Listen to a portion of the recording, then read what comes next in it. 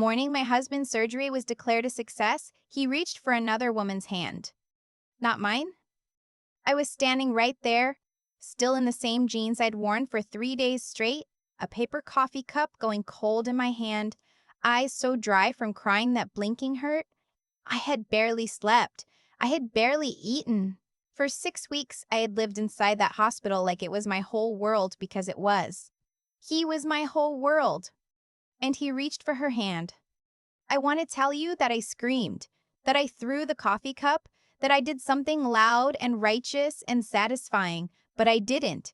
I just stood in the doorway of his recovery room and I watched his fingers curl around hers, and something inside me went very, very quiet. That quiet is what this story is actually about. Let me go back to the beginning because none of this makes sense without it. My husband. I'll call him my husband because that's what he was for 11 years. Even though right now the word tastes like something bitter, his name is Liam. Liam Calloway. He's 41 years old. He coaches high school hockey in Mississauga, and for a long time, I genuinely believed he was the best man I had ever known. We met in our late 20s at a mutual friend's cabin up near Muskoka. He was funny. He was warm. He had this way of making every person in the room feel like the most important one.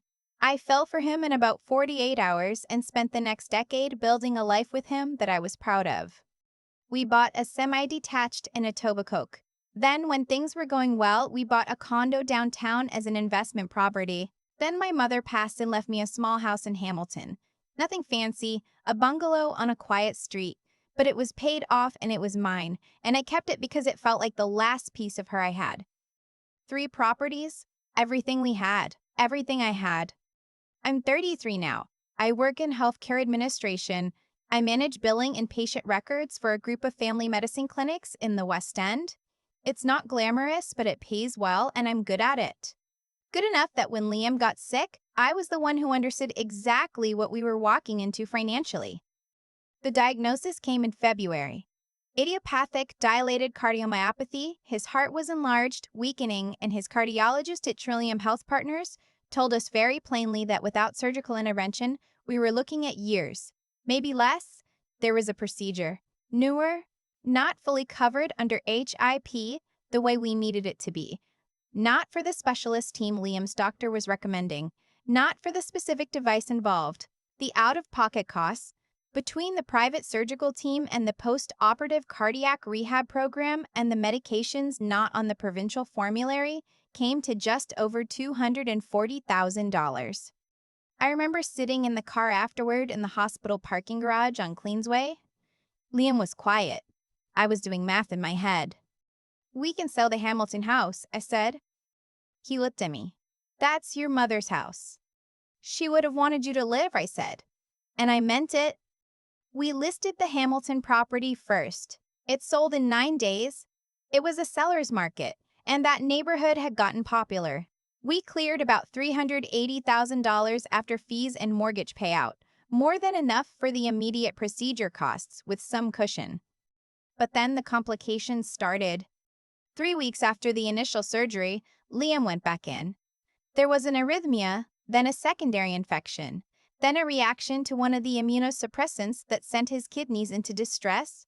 He spent 4 months in that hospital. 4 months. The cushion disappeared in the first 6 weeks. I listed the condo next. I hated doing it. We built up real equity in that unit. It was supposed to be our retirement plan in part, but I didn't hesitate. Not for a second. I remember signing the listing agreement at the kitchen table at 11 o'clock at night while Liam was sleeping and the monitor was beeping and I was so tired my hands were shaking and I thought, this is what you do. This is what love looks like when it's tested. The condo sold for just under $680,000. We owed about $290,000 on it. After everything, we netted roughly $370,000, and that went directly into Liam's care. The extended ICU stay, the specialist consults, a private room because his immune system couldn't handle a shared ward, the cardiac rehab program that his recovery depended on. By the time we were entering month 4, I had listed our home. Our home. The semi in Etobicoke where we'd painted the kitchen, 3 different shades of yellow before agreeing on the right one, where we'd had Christmas dinners and hosted playoff parties and rescued a stray cat named Biscuit who still lived there with me, the place I had scrubbed and decorated and loved for 9 years. I listed it at $1.1 million. It sold in 5 days. We owned about $430,000 on the mortgage. After real estate fees and legal costs, I walked away with a little over $620,000, and every dollar of it went to Liam's continued care and recovery. I moved into a friend's spare room with Biscuit in a carrier and 1 suitcase. I was not looking for a medal. I want to be clear about that. I didn't do it because I wanted Liam to owe me something. I did it because I loved him, because I had promised him my whole life, and because the alternative, watching him die while I held on to real estate, was not something I could live with. That's the kind of person I thought I was.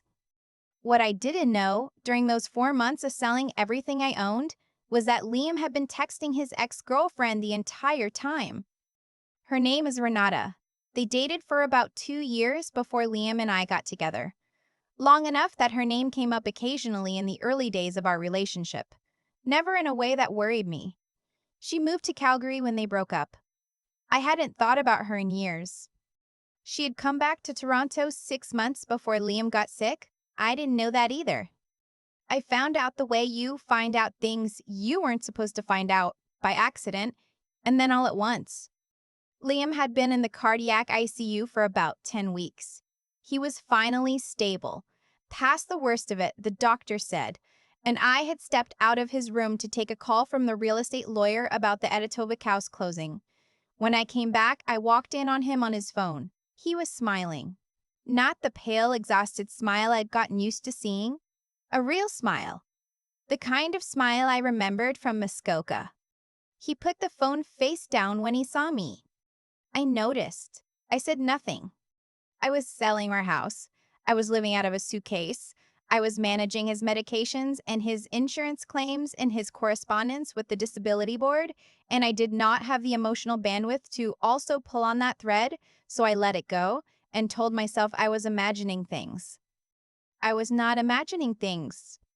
3 weeks after that, on a Tuesday afternoon in late July, Liam's surgery was officially declared a full success. His ejection fraction was back in the normal range. The cardiac rehab team said he was exceeding every benchmark. His cardiologist, a kind, careful man named Dr. Harris Bouchard, who had become something like a fixture in my life over those months, came out to the waiting area and shook my hand and said, "You should be very proud of how you supported him through this." I cried in the elevator, happy tears, relief tears, the kind that come out of you whether you want them to or not. Then I went back up to his room, and she was already there. Renata, standing at his bedside in a soft gray sweater, her hand in his, both of them talking quietly with the easy familiarity of people who had been talking for months, which, I would later learn, they had. Liam looked up when I walked in. He didn't let go of her hand. I think about that moment a lot, the specific geometry of it, me in the doorway, him in the bed, her beside him.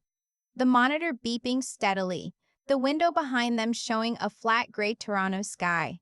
He looked at me the way you look at someone when you've been dreading a conversation for a long time, and it has finally arrived.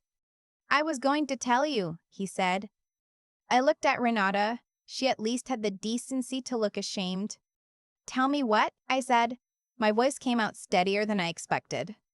I don't think we should stay married," Liam said. "I know the timing is." "The timing?" I repeated. "I know." He ran a hand through his hair. "I know how this looks." "Do you?" I said. "Do you know that I sold my mother's house? Do you know that I've been sleeping in my friend's spare room for 4 months? Do you know that I don't own a single piece of property anymore because I spent everything, getting you to the other side of today?" He was quiet. "And she was here," I said, "the whole time." "Not the whole time," he said, which was such a breathtakingly useless thing to say that I actually laughed. That laugh surprised me. It surprised him too. But there it was. This short, involuntary sound that came out of somewhere deep and exhausted and almost relieved, because something in me had already known. Something in me had been quietly knowing for weeks, and had been too busy keeping this man alive to do anything about it. "I'm going to go," I said. "We should talk." "We will," I said, "through lawyers." I left. I walked down the hall to the elevator. I pressed the button. I waited. And while I was waiting, I pulled out my phone and called Dr. Bouchard's office directly. I had something to do. Now, I need to explain something because this is the part that matters. During the months of Liam's care, I had gotten to know Dr. Bouchard reasonably well. Not as a friend exactly, but as the kind of acquaintance you develop in crisis, forged by proximity and stress and shared stakes. He was professional, thorough, and he had advocated strongly for Liam at every stage. At one point, when we were struggling to get approval for a particular post-surgical medication through the hospital's Compassionate Access Program, I had helped him navigate the administrative paperwork. It was squarely within my professional expertise, and I knew the system. It saved weeks of delay. It probably saved Liam's life. Dr. Bouchard had expressed his gratitude in a card, which I had kept. I had never asked him for anything in return, but I was going to ask him for something now. Not money, not a favor that crossed any line. I needed a detailed, comprehensive medical letter, a formal document outlining the full cost trajectory of Liam's care, the decisions made, the procedures required, and the financial burden those decisions had placed on the family unit. For a family law proceeding. For my lawyer. He agreed without hesitation. Now, I know what you might be thinking. I've read enough comment sections to know the concern. Was there a conflict of interest in Dr. Bouchard documenting anything related to Liam's case in a context that benefited me? I thought about that carefully. What I was asking for was factual documentation, dates, costs, medical necessity, not testimony about Liam's character or fitness. It was the kind of document any physician might prepare for insurance purposes. I cleared it with my family lawyer beforehand. She said it was fine. But even setting that aside, I had another document that mattered more. I am a healthcare administrator. I know how to read financial records. I know how to trace payment histories. And during those 4 months, I had kept everything. Every receipt, every wire transfer, every invoice, every insurance statement, every letter to the disability board. Not because I was planning for divorce, because that's who I am. I keep records. The total I had spent from the proceeds of all 3 properties after their respective mortgages was $1,247,000. I had every piece of paper to prove it. In Ontario, when a marriage breaks down, the division of property follows the Family Law Act's equalization of net family property. In simple terms, the increase in each spouse's net worth during the marriage gets equalized. What I had done, selling 3 properties and spending the proceeds on my spouse's medical care, created a paper trail that any family lawyer would tell you is legally significant. The money hadn't disappeared. It had been transferred into Liam's continued existence. That has value. That has standing. My lawyer, a woman in her 50s named Margaret who wore reading glasses on a beaded chain and spoke with the calm precision of someone who had seen everything, looked at my folder of documents for about 40 minutes and then looked at me over those glasses and said, "He's going to owe you a lot of money." I nodded. "Are you prepared for this to take time?" she asked. "I've been prepared for things to take time since February," I said. She almost smiled. The months after that were not easy. I want to be honest about that, because this isn't a story where righteous anger makes everything clean and simple. There were nights in my friend's spare room, Biscuit curled on the pillow next to me, where I would stare at the ceiling and feel the full weight of everything I had lost. Not just the money, not just the houses, the marriage, the future I had believed in, the version of Liam I had thought I knew. There's a particular grief in discovering that the person you sacrifice for is not the person you thought they were. It doesn't announce itself all at once. It comes in waves, at inconvenient times. While you're making coffee, while you're on the subway, while you're on the meeting and someone uses the word trust and something in your chest just folds. I let myself feel it. I didn't perform strength for anyone. I told my closest friends what had happened, and I let them be angry on my behalf when I was too tired to be angry myself. I saw a therapist every other Thursday, a woman in a cozy office near Bloor West Village who helped me understand that grief and anger can coexist and that neither one makes you weak. I also kept working. I kept showing up. I kept filing paperwork. Renata and Liam moved in together. I heard they're mutual friends. I heard they seemed happy. I processed that information and then I put it away because it was not relevant to anything I needed to be doing. What was relevant? The equalization calculation was not in Liam's favor. His net family property at the time of our marriage was essentially zero. We'd both come into it without significant assets. Over the course of the marriage, we had accumulated the 3 properties jointly. The proceeds of those properties had been spent on his survival. My lawyer argued, successfully, that my net family property deductions included the full documented medical expenditure as a dissipation of marital assets under circumstances that were demonstrably one-sided and caused by his health crisis, which he was now recovered from, and in which he was now choosing to build a new life. It took 14 months. At the end of it, the settlement gave me $890,000.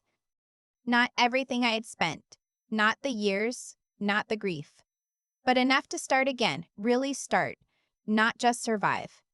I bought a 1-bedroom condo in Oakville, nothing fancy. 2nd floor, south-facing, enough light that Biscuit sits in the window every morning like he owns the place. I put the rest into registered accounts and a financial advisor who doesn't make me feel stupid for asking questions.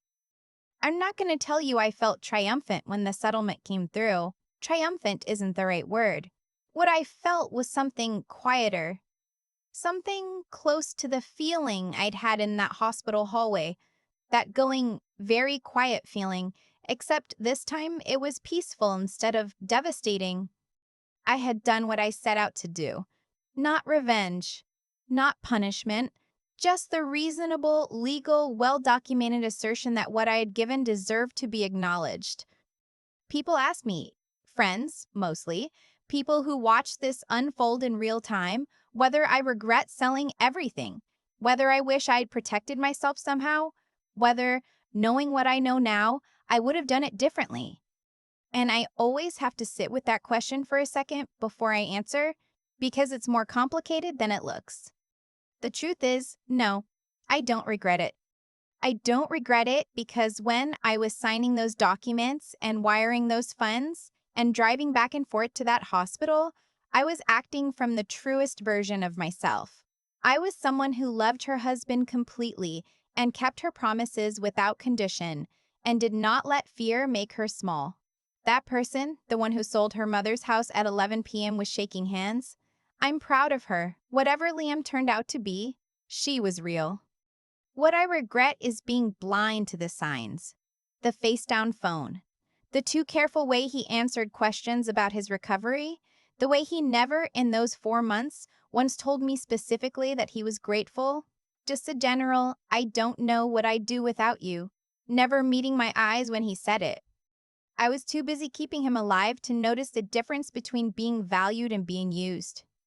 I know the difference now. The morning I got the keys to my Oakville condo, I drove there alone. I sat in the empty living room on the floor with a coffee from the Tim Hortons around the corner, and I looked at the light coming through the south window, and I thought about all the ways a life can go sideways and then correct, about how much can be lost and rebuilt, about how you can sign away the last thing you own and still, somehow, end up with more than you started with. Because you know exactly what you're made of now, and you cannot unknow it. Biscuit figured out the window ledge within 20 minutes of arriving. Some things, at least, stay the same. I used to think that love was supposed to protect you from the worst outcomes. That if you were good enough, loyal enough, willing enough to give everything, the universe would somehow balance the books. I know now that's not how it works. The universe doesn't keep accounts. People do. What I did for Liam, selling my mother's house, the condo, the home we built together, I did it freely. No conditions, no contract, no expectation of anything except that he would live and we would continue.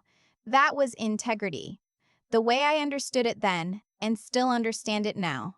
Not integrity as a performance or a strategy, but as the only way I knew how to be. You don't stop being yourself in a crisis. If anything, a crisis shows you more clearly who you already were. And who I was, it turns out, was someone who kept every receipt. That's the part that surprises people when I tell this story. They expect the ending to be about forgiveness or anger or some dramatic confrontation, but the ending was quieter than that. It was me sitting across from Margaret with a folder of documents, answering her questions in a steady voice, watching her understand exactly what had happened and exactly what I was owed. The law, in this case, was on the side of the person who had done the work. That doesn't always happen. I'm aware I was lucky in that specific way. But luck wasn't the whole story. What Margaret kept coming back to through 14 months of proceedings was the paper trail. Every wire transfer, every invoice, every letter to the disability board that I had written and filed and followed up on. I had kept all of it not because I was suspicious of Liam. I wasn't, not then, but because that's what you do when you're managing something serious. You pay attention. You document. You don't assume that good intentions will speak for themselves, because they won't. Clear records speak for themselves. That's the thing I want anyone to take from this. If they're in something hard right now, your clarity of mind is not a luxury. It's protection. The ability to think carefully, to understand the systems around you, to not let grief or exhaustion make you careless, that is a form of strength that doesn't get talked about enough. It saved me. Not dramatically, not loudly, just steadily over time. And the steadiness, that's what I'm most grateful for, looking back. I didn't fall apart in that hospital hallway. I didn't make choices I'd later regret. I walked to the elevator. I called Dr. Bouchard's office, and I kept moving. Not because I'm exceptionally strong, but because somewhere in those 4 months of living out of a suitcase and keeping Liam alive, I had found out what I was actually made of. And it turned out to be something that held. Biscuit is asleep in the Oakville window right now. The light is good. I have a coffee. The accounts are settled. Some mornings, that's genuinely enough.